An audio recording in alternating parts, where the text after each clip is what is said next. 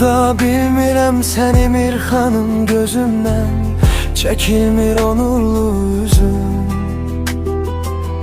Hələ də qulağımda cingildəyir sözün, sən getdin yuxumdan qaçıb gündüzüm. Mən necə unudum axı səni Mirxanım. Biz bir yolun yolçusu bir caniyik, her çətin anımızda bir iban idik. Məhəbbət mülkündə bir sultan idik, sultanı itmiş bir taxtdan Mirxanım. Xatirələr vərəqlənir hər gecə, sensiz ömür keçmir bilmirəm necə. Adın dilimdədir ən müqəddəs kəlməcə, ruhumda yaşayan yansan Mirxanım.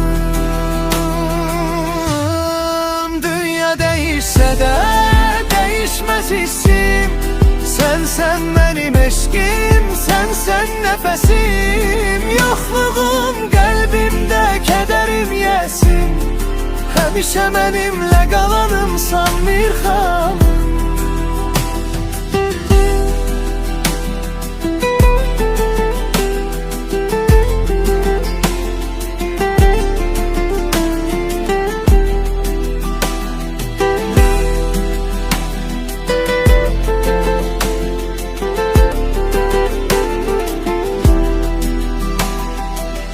Biz bir yolun yolçusu bir can idik, her çətin anımızda mehriban idik.